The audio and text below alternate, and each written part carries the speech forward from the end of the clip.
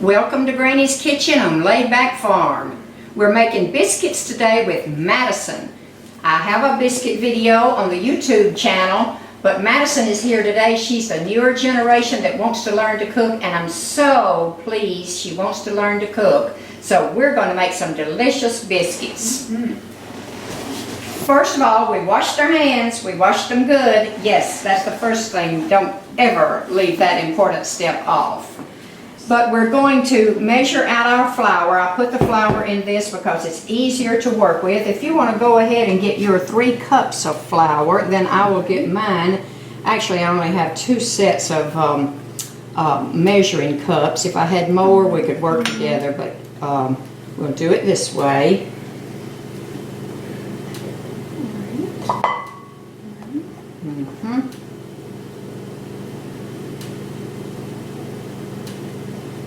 Very good. Probably a little more than one. This is going to make a lot of biscuits. Oh my goodness.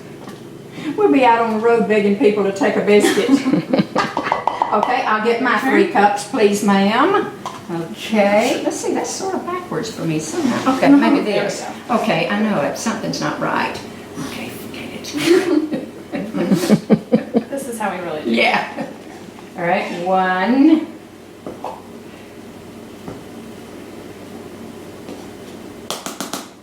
2. Man, I might go grocery store and get some flour. Perfect. 3 cups of flour, and with that we're going to put 1 cup of Crisco. Okay, you may put that in. Put that in your flour.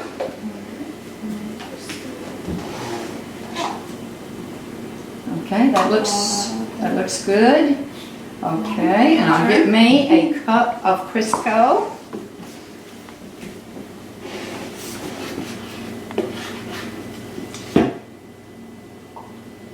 I should be allowed to cheat and just reach in and get butter around.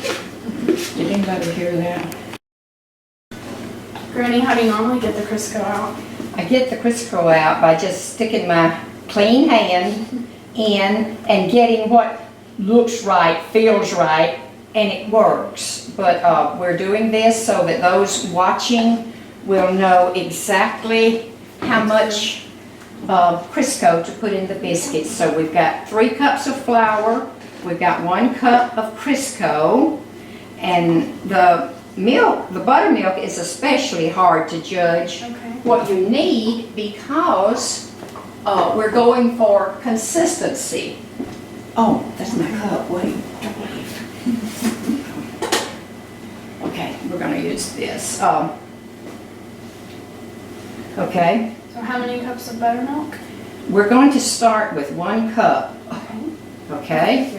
And I'll put 1 cup in mine, and we'll put our pretty little hands in it and see what we come up with. Before you get your hands in it, we need to make sure that this has a lot of flour. Yeah, because when we don't want it to stick. When we You roll out the dough. Okay, our 1 cup buttermilk is not going to be enough, so we're going to put start with a 1/2 cup, and there is your 1/2 cup, and even that may be not enough, may not be enough, but we'll have to see. We're going for a Is this a soupy consistency or? not soupy as it, because you want it to hold together. And mine's going to need another little bit, but not that much. So that would be about 1 3/4 cups of buttermilk is what we're going to need.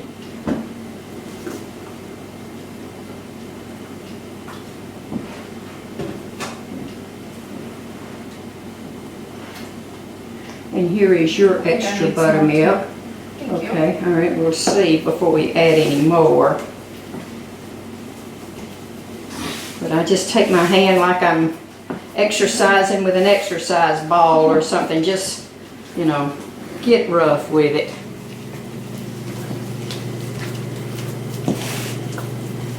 Yours is still a little dry. Well, I got some on the okay, you do bottom. have some wet. I see it. Yeah, okay, just, We're getting there. yeah, use your hands and get with it. Get down Yeah. and dirty. Uh-huh, yes, that's it, yes. I'm trying, and you don't want any dry flour Right. underneath. I'm seeing some in mine that's dry. You want to pull it up, turn it around and pull it up to the top and mix it.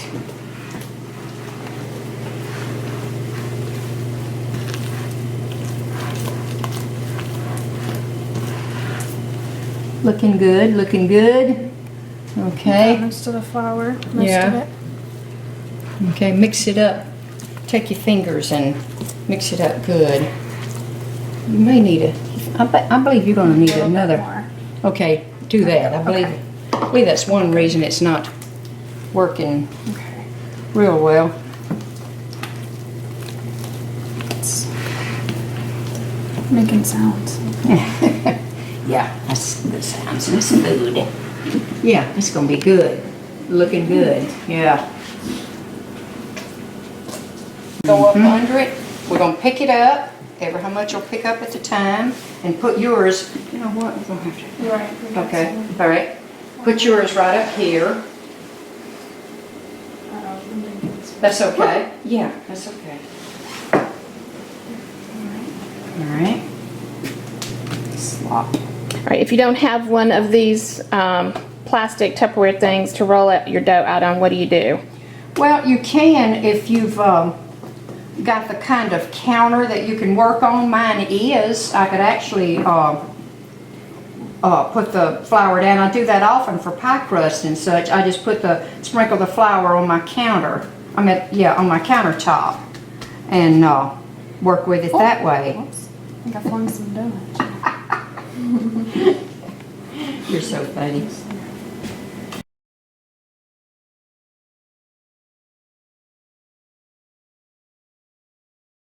I'm getting a breathe. I know it. We want to be Spit, but I thrifty. You can't. must be thrifty. If you're around Granny, you've got to be thrifty. Okay, we did this with the cornbread, didn't we, Madison? Right, we Yeah, okay, then you know how that's done. You go down your hand here, and then, Oh, my hair's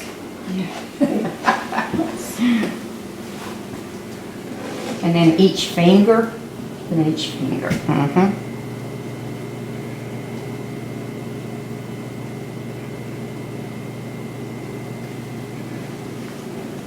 Okay. Oops, it's gonna help. There's no way. Okay. Then we're gonna take our flour, and where it looks more shiny, it's gonna be sticky there, so you wanna make sure. cover it all. You need to put flour on it before we start turning it over and kneading it. Okay, just stick your hand in there, no problem. Just get you some flour. Yeah, just use your whole hand. And then use your fingers, and they're more easily used than the palm of your hand. Now that may be, let's see, sprinkle some around. Oh, I feel it sticky right here. Sometimes you can actually just feel where it's sticky. So you're trying to cover all the places that are Sticky, and even while we're working, it's going to be sticky, and we're going to add some more flour. Okay, and now we're going to reach under it, and mine did stick some, and where you reach under it and it's sticking, put some more flour, because we got to get it where we can, there you go, that's going to work. Okay, don't be afraid of it, just jump in there with both feet up, hands up.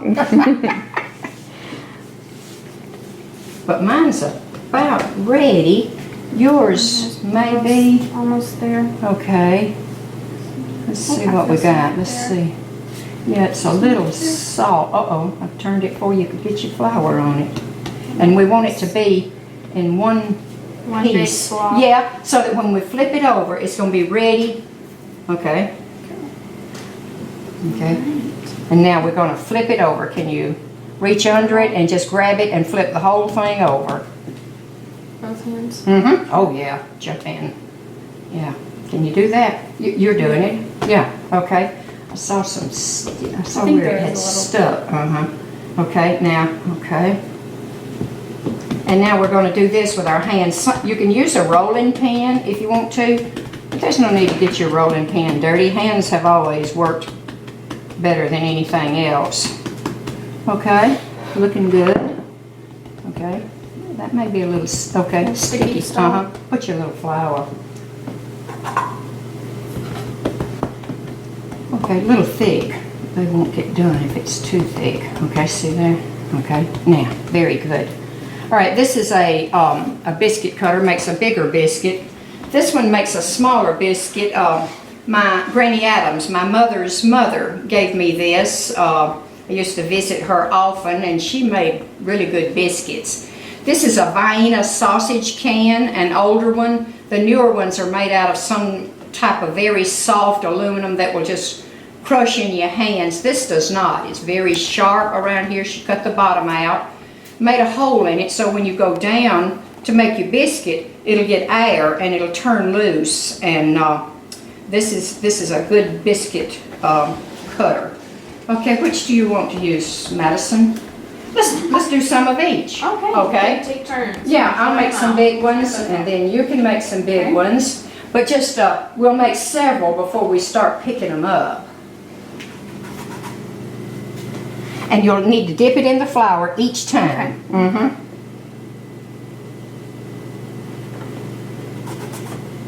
Each time. All right, you want to swap with me? Let's do it. Okay. All right, let me get mine. It goes a little quicker with the big one, doesn't it? Yeah, it does. It cuts Yeah. right in there. Now, have you always used a cutter, Granny, or what did you do before Granny Years- Adams made you that? Years ago, I didn't do that. I will take a piece of the dough and show you what I did do, and some people still do. Just take a piece of the dough. Oh, this is too big a piece, but that's okay. You just make a big biscuit, and you just do it like this, and turn it till you get it smooth, and put it in there. And if it's too thick, you want to pat it out so it'll cook good. But that's what we all did before we started cutting them out. So I actually remember when you used to make them that way, and then Yeah. I can remember when Granny Adams gave you the cutter. So let me see if I can get Grandaddy in this shot. All right, so Daddy / Granddaddy, Madison and Mama are in the background making biscuits, but she just showed the cutter that Granny Adams gave her. When Mama started cutting them out that way, what did you think? When she started cutting them out, that's when the biscuits went south. They just ain't near as good as it was when his hand choked. Some of this dough that's left over, if you want to just pat it out again and cut it out, that can be done. Okay. Yeah, so we got that. We have made a pan of biscuits, girl. That's enough here for an army. I'll help you pick yours up. And if they try to stick, don't worry about it. Just pick them up and put them on the pan. They will be fine. They'll be good. Some of this is. I know it. It is sticking, isn't That's it? okay though. Yeah, that's plumb all right. I don't think our pan is going to hold them. What in the world? We made so many. I know. We did.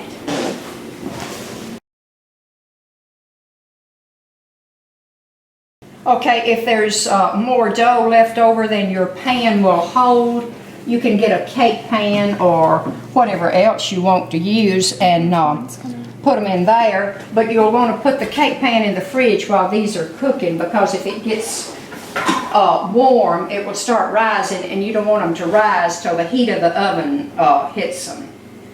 So the oven has been preheating at 500 degrees. We're going to put our biscuits in for about 15 minutes. Okay, this bread tray that we have here is one that I've had for a long time that Granddaddy got for me from an elderly gentleman in Decatur when he managed the Western Auto store there. And years ago, the ladies would keep their flour in this. I keep mine in a Tupperware bowl now that will seal up. But they kept their flour in this, and they actually made their biscuits in it. just pulling a little bit of the dough into the milk and shortening until it was of the consistency, and then rolling it out. So the bread tray is an antique. All right, here it comes, here it comes. Aha! Biscuits. This great liquid may not be doing in the middle. Those look delicious. Okay, And how long did those cook? 15 minutes. Okay, Yeah. bake. Here's, you can fix some cheese and some butter. Where's the butter? Okay, Let's see. here's our butter. They come open real easily, they do. almost like they're in layers or something. Yeah. Yeah. You can use your fingers again. Okay, hands were made before forks. Oh, but you're allowed to say, oh. So Granny, this was just 3 ingredients? That's all it took? Your flour, 3 cups of flour, a cup of Crisco, and we used about 1 3/4 to 2 cups to 2 cups of buttermilk. Buttermilk only, not ever regular milk, Right. because that makes them really good. You want me to open that one for you? Okay, here you go. Okay, Madison, you are now a biscuit expert. And when you get to college, you can always make biscuits, you can make cornbread, and everybody will be coming to your room for biscuits and cornbread, I assure you. I'm so glad you want to learn how to cook. The big biscuit here is where I took the leftover dough and just formed it into a biscuit. I didn't cut it out. And that's usually Granddaddy's biscuits, so anybody that reaches for that may lose a hand. And this is the homemade jelly, the blackberry jelly that Granddaddy and I made last summer from our blackberries that I picked. All right. Yeah, bring on the biscuit. Granddaddy, are you ready to try my first biscuit? Gosh, yeah, that looks good. It's the biggest one we've got, so it's all yours. All right. Take a bite. See how it tastes. That's good. So you think she did okay? That Yeah, was my first give her try. A+. All right then. Good. I want to tell you about this biscuit. I don't have to taste it to know that it's delicious. This is one of Madison's that she made. I got hers to see, and I can tell by looking that is a good biscuit. I hope so. Mm-hmm. I already tasted it. You see mine's half gone. Madison, And I had the big one. that is wonderful. I'm gonna put some jelly in it. Couldn't have done it without my coach. Oh, Granny. way to go. Now, for breakfast, you'll want to take these home with you. Oh, definitely. You can slice them in half with a serrated knife, and so it won't crumble, and put butter on it and put it in a little fry pan. Delicious.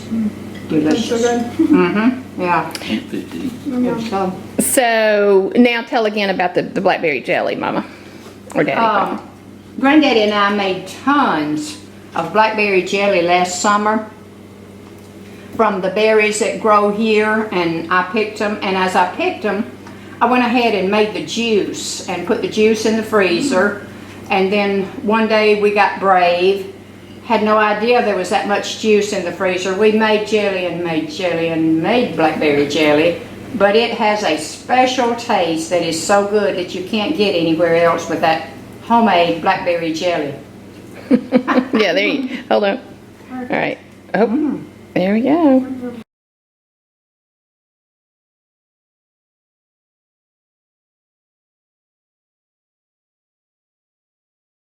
Boy, these biscuits turned out good, and if people had any idea how easy they were, easy. You gotta make it look like we worked a little harder. And it only takes a few minutes to make them. You end up with more flour on us than we do on the biscuits, but that's all right. That's part of it too. Okay, hold it. She's Okay. picking on me. I happen to know Uh-oh. that they're not that hard to make. So what are you doing, Madison?